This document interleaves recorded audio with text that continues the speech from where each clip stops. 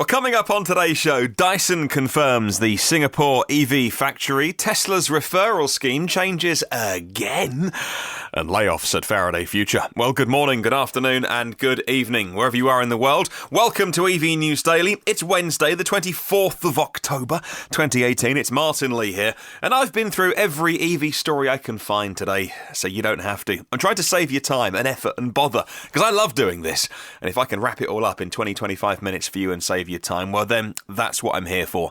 And that's what myev.com are there for as well, helping you buy and sell cars and learn about cars and educate yourself. If you're in North America and you're into buying and selling EVs, they've built the world's first marketplace specifically about buying and selling EVs. Go check them out, myev.com. Well, a quick hello to everyone at the battery technology show that was going on yesterday, happening again today at London's Excel. Our friends Moixa were there, of course. They do storage and solar and connect your whole ecosystem with EVs and things like that. If you're in the UK, check them out. Check out Moixa and see what they're doing as well. The long-awaited Tesla Model 3 key fob is finally making its way to owners in the early access program for those who simply can't bear to use their mobile phone over Bluetooth or even the credit card key as well. You've now got a fob coming your way. Well, referral codes, they're strange things, aren't they? If you're a Tesla owner, then why not give everybody your referral code and get some kickback? Those benefits, though, for the buyers, well, they just keep on a-changing.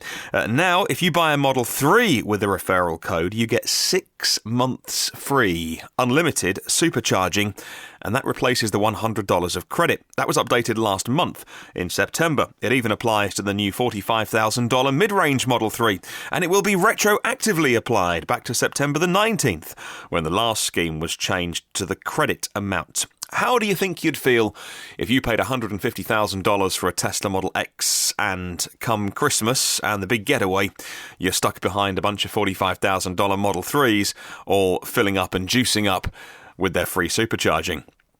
All these changes and backtracks do confuse me sometimes. I'm not the biggest Tesla fan in the world. It's not a pure Tesla podcast, but, I follow it pretty closely. I love what they're doing. Well, I love a Tesla. That lack of consistency, though, sort of makes it seem like they don't know what they're doing. And, of course, anything couldn't be further from the truth. Of course they know what they're doing. But it's kind of weird the way it keeps changing. Well, from one successful EV maker to one that's struggling, Faraday Future has had more ups and downs than, well, insert an appropriate roller coaster cliche here. Lurching from one financial story to the next financial story, between them was actually a compelling car, the FF91. It was a big old beast as well. If only they could get around to making one. I always felt there was a little bit of kind of Me Too about Faraday Future. Hope that's not being too cruel to them. I wish everybody luck making EVs. Last December, the cash seemed to be running out. Then a $1 billion investment, then a $2 billion investment, and these were the good times back in the summer. Today, though, the money seems to be gone. Today, they're going to cut the pay of their staff by 20% and make an unspecified number of layoffs, all in aid of reducing their ongoing costs of operation.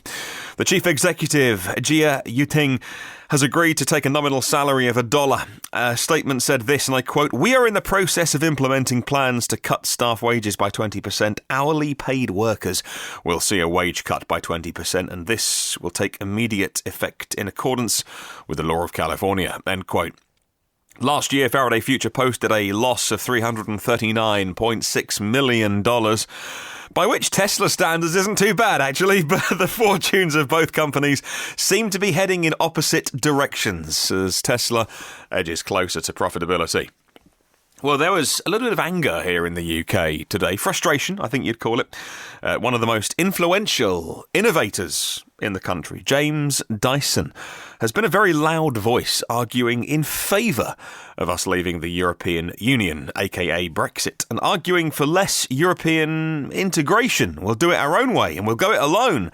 We'll have inward investment. We will spend money in these shores, thank you very much, and not send our money abroad.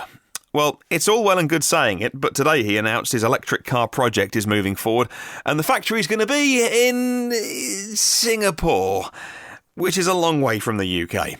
It didn't go down very well with those who think he should be walking his talk and investing in the UK. The irony, of course, is that building cars, of all things, requires many thousands of parts all arriving at your factory at just the right time. And whatever country you build them in, if you put up borders, like we'll be doing with Europe very soon when we leave, all those parts can be delayed. And even half a day of delays, lorries stuck at borders for checks. Car makers don't want to start stockpiling parts. They all rely on just-in-time deliveries. The heartbreaking thing for the UK car industry is it's facing a very uncertain future with those car makers possibly relocating to somewhere in the EU, making sense for their bottom line, their deliveries, relying on open borders and free trade. Of course, if you're not in the UK, many of the places in this country, the communities really that thought life would be better by not being in the EU, many of those places are the kind of working, car-making kind of places, and those are the places that overwhelmingly voted to leave, and it could be those places that are the biggest affected. I mean, somewhere that I work, like London, a lot of money in the city, things will change, but life will carry on, and it's those places that really don't need the investment here in the UK, so that people can earn a good living. Maybe those worst affected. It's kind of heartbreaking, really. So many unknowns as well going forward. We will see. If I put myself in James Dyson's shoes, I'm sure he owns a lovely pair of shoes. He's worth £12 billion.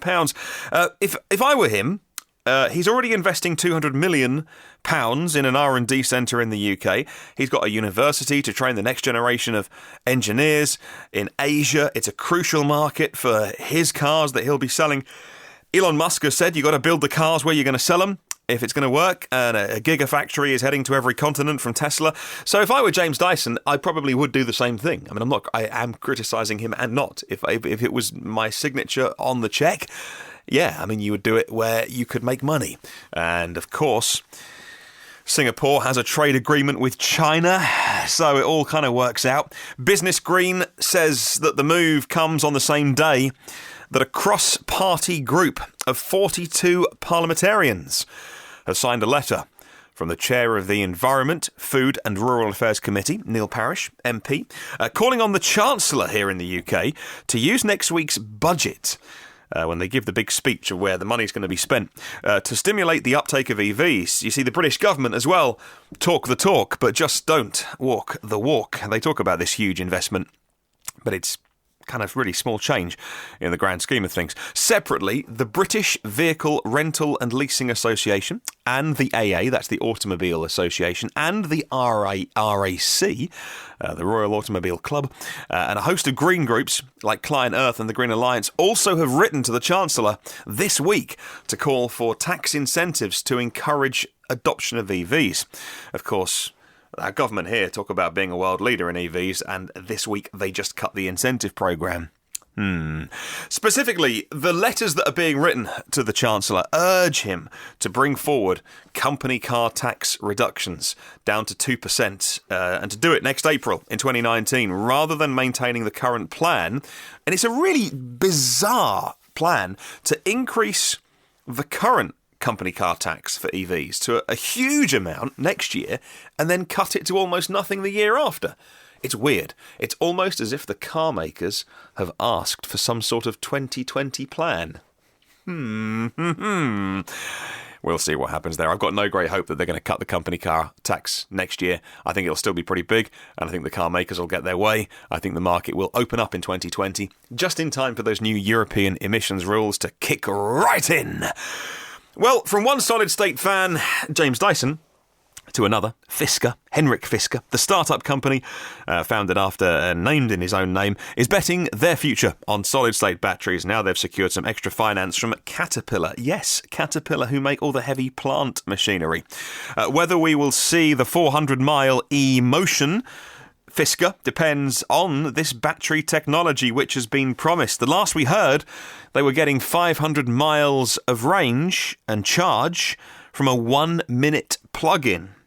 Kind of sounds too good to be true. I'm raising my eyebrows lots today on the podcast. The concern is the commercialisation of the technology. I mean, my concern at least, because I don't see it happening yet. Whereas for every Tesla Model 3, for instance, well, that's about, 4,000 cells, isn't it? Something like that. Of 2170 cells make up the battery. And they're selling 100,000. They've built 100,000 of them so far, and that's what I mean by scale. So it's all well and good talking solid state, but look, Tesla are there and doing it every minute of every hour of every day. Well, Uber is an interesting company. London has had a bit of a love-hate relationship with Uber. If you're a 20-something poor student / in your first job, you need Uber to get around. You don't need Uber, but you use Uber if you're young and in London to get around. Of course, we do have great public transport, but shock horror, you could never use a bus these days when there's Uber. Whereas the black cabs, the official taxi, is a little bit more expensive, but you do get a guaranteed service if you like. Of course, Uber have had to clean up their act a little bit, I think it's fair to say, to keep their licence here in the UK. They were almost banned from operating in London. They're going to start charging their customers a surcharge, in London at least. Customers are going to get a 15 pence per mile surcharge on every trip to help their own drivers pay for electric cars, according to The Guardian. The ride-hailing app hopes to create a £200 million fund from the levy to encourage almost half of its 45,000 drivers to go fully electric by 2021. Well, Uber hopes its London fleet will be fully electric, the whole fleet, by 2025. Uber said the clean air fee will be on average about 45 pence on the average 3-mile trip in the capital on top of normal fares. Every penny would go towards helping drivers upgrade the vehicles they're currently driving to green alternatives. Under Uber's new scheme, each driver will in effect have what is basically their own savings account towards the purchase of a new EV sometime in the future, based on how many miles they do. A driver using Uber's app for about 40 hours a week could expect to make about £3,000 towards a new EV in the next 2 years. Uber said it's in talks with manufacturers to negotiate special prices and ensure that supply is there. And they're in talks with home vehicle charging suppliers. Uber's chief executive is Dara Khosrowshahi. I hope I got Dara's name right. And says this, and I quote, "You're going to see many initiatives, but what it adds up to is us moving from being a simple ride-sharing scheme to transforming to an on-demand mobility service. We want to be the go-to mobility platform, whether you're going to move with the car or a bike or a bus or a tube. All this is aimed at eventually replacing car ownership. Cars are unused 95% of the time and take up enormous amounts of space and parking, etc. We want to give that space back to the city. It's our goal to help people replace their car with their phone by offering a range of mobility options, whether cars, bikes and scooters or public transport, all in the Uber app." End quote. And I think that I have huge sympathy for London's black cab drivers, by the way, trying to earn a living. And some of them talk about Uber being a cab company. You've got to realise Uber isn't a cab company. Uber is a time-saving company. Uber is an app on your phone that when you want to go from A to B, like they say, eventually they want to integrate public transport, electric scooters, electric bikes, yes, cars, buses. They're a time-saving company. You're about to leave the office in 5 minutes' time, and you open up your Uber app, and then you work out how you're going to get from A to B, and then all the billing just happens, and money never changes. No, real money. Do you know what I mean? And so, but they're not. Uber isn't a cab company. And I meet drivers and go, "Whoa, you know what? Taxi company Uber." And this is just step one of like 10 steps. They've got much bigger, grander plans to be a mobility company, and that's where EVs will kick in, because frankly, drivers are probably the biggest cost they've got, and if they can make them autonomous EV cars, that saves them a lot of money. All things that are way, way down the line, but if I stare into the crystal ball, kind of interesting to look at the future we're heading towards. Well, moving on, investment fund Sopega will invest in Thunder Power Holdings project to build a factory and an R&D centre for EVs here in Europe, in Belgium, according to Shen Wei, the CEO of the Hong Kong-based EV maker. Thunder Power is going to launch its own brand of EV. It's a 2-store sedan. It's going to be launched in 2020, and the factory is going to be equipped to make 10,000 EVs, firstly in 2020, and 30,000 EVs by the second year, reports DigiTimes. Well, the 2-door sedan's going to have endurance running distance of about 350 kilometres, little city car. Thunder Power's EV, Thunder Power's subsidiary based in Guangzhou in China, is poised to begin EV production. Now, Electrive says the electric city car will have a 50 kilowatt-hour battery, allowing for an NEDC range of 300 kilometres, pricing around 12 to 15,000 euros. I'll put links to the DigiTimes and Electrive in the show notes. And a quick slurp of what is now actually quite tepid tea. Right, moving on. If we could wave a magic wand, you'd have batteries that were lightweight, were energy dense, that lasted forever, and were charged very quickly. But, physics and all that. So enter stage left, the Toshiba SCIB cell. They charge at ultra-fast speeds, they last a long time, they work at extreme temperatures, but boy, are they heavy. Well, Toshiba are increasing their investment in the SCIB cells, though. They're going to build a second production plant in Yokohama, and construction begins next year, operational by 2020.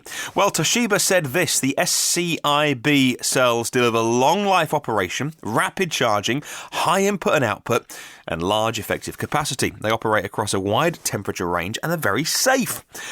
Since their introduction in 2008, their versatility and reliability have won the battery applications in electric and hybrid vehicles, the drive systems of railroads, and energy storage systems in substations.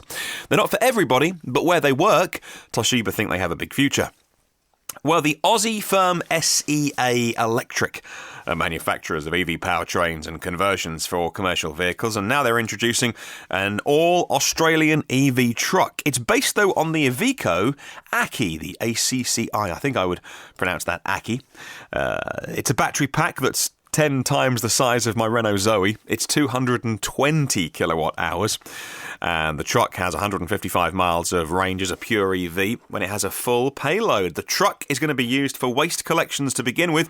So even with a top speed of 65 miles an hour, which seems a little unnecessary if you ask me, because not too many dustbin lorries go at 65 miles an hour, more like 5 miles an hour down the street. The range, though, is going to easily do any route you can throw at it and then back to the depot to charge overnight. We love you, Australia, but what are you doing? Haven't you got some slightly mental politicians who want to burn coal all day long? Look, you've got a ton of solar and you've got a fair bit of wind as well. And those two things, yes, with battery storage, as we found out with Tesla, they can keep the lights on. Which everyone knows, this whole kind of thing that you need fossil fuels is now nonsense. But, those fossil fuel companies, those big coal companies, they sure do have a lot of money, if you know what I'm saying. As long as EVs run on the sun power that you have down under, because bloody hell, you've got all of the sun. Can you send some this way? Then those EVs are going to be nice and clean when they're not running on coal power. May I introduce to you the home of Polestar? It's a big cube that they've called the Polestar Cube. Of course, Polestar being the EV spin-off, if you like, sub-brand of Volvo. The white glass facade looks very Apple, very stylish. If Apple didn't have their flying saucer for their headquarters, they'd have this. It's a huge cube. And it's one part of a new complex in Gothenburg, dedicated to Volvo's new all-electric sub-brand Polestar. Apart from the windows, the only break in the whole smooth surface is for their logo, which is lit up in white. According to Motor1.com, great website, Thomas Ingelath is Volvo's design boss, and he told Motor1 this, and I quote, minimalistic, avant-garde design, well, that's at the core of the Polestar brand. In our cars and in the way that we interact with our customers, design plays a role in how we feel and cooperate in our workplaces. With the new headquarters, we want to transform an existing structure to create a new modern building on the Volvo Cars campus that expresses our brand values, becomes an inspiring and desirable place to work. End quote. It really is a beautiful building. Very, very stunning. Like I say, just a big white cube.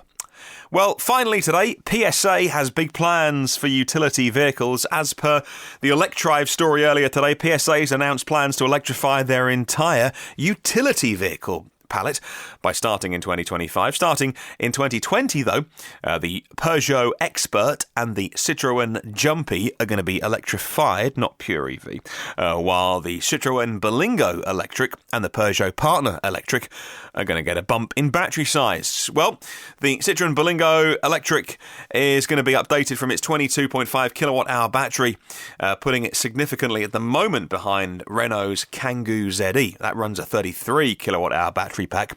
In the next step, PSA will electrify the larger vehicles like the Citroën Jumper and the Peugeot Boxster, which is based on the Fiat Ducato. Maybe that'll be Fiat's move into electrification as well. And let's get on with that and get some pure EV utility vehicles. Thank you very much to myev.com for setting this week's question of the week. Have you answered it yet? Well, you've still got time. We always read out your answers on a Sunday and set a new question on a Sunday as well. Here's the question this week.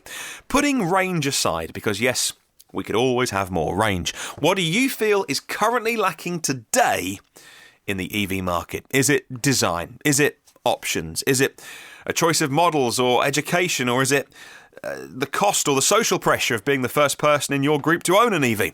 I'd love to know from you what is lacking in EVs at the moment, but you can't say range. Thank you very much to 106 patrons of the podcast whose generosity means that you get this show every day. Hello as well to, I was unfortunately saying, it's just the way that Patreon works out. Paul had supported me as a new partner of the podcast, and it's actually for his company. So Paul popped me a note from New Zealand, where he runs OEM Audio of New Zealand and evpower.co.nz. So if you're in New Zealand and you are interested, EV curious, and you want to check out things like charging cables, or you own an EV and you want to check out the where you can get them from Paul, that's evpower.co.nz, and OEM Audio of New Zealand as well. So thank you very much. If you're also thinking of having a little look at patreon.com/EVNewsDaily, no pressure, of course. You can go and check out the different tiers that people support on there as well. It's all good stuff. There are 274 previous episodes of the podcast. They're all free, naturally, on the places that you get your podcasts. The blog is evnewsdaily.com. It's got a feedback form. You can use that. You can email me directly. I would invite you to email me and just say hi. I listen. If you say nothing else, I reply back and say thank you for listening. The email address is hello@evnewsdaily.com. If you can do one thing for me, it's not think about Patreon. It is share it with, is there one person in your life that you think you could share this with? I mean, look, if there's 10 or 20, then, gadzooks, that'd be amazing. However, if there's one person that you can think you could forward this on to, email, share, online, that's how we're going to grow the podcast and spread the word about EVs. I would just love you long time if you could do that for me. On the socials, if you search EV News Daily, you'll find me and come and hang out. Have a wonderful day. I'll catch you tomorrow.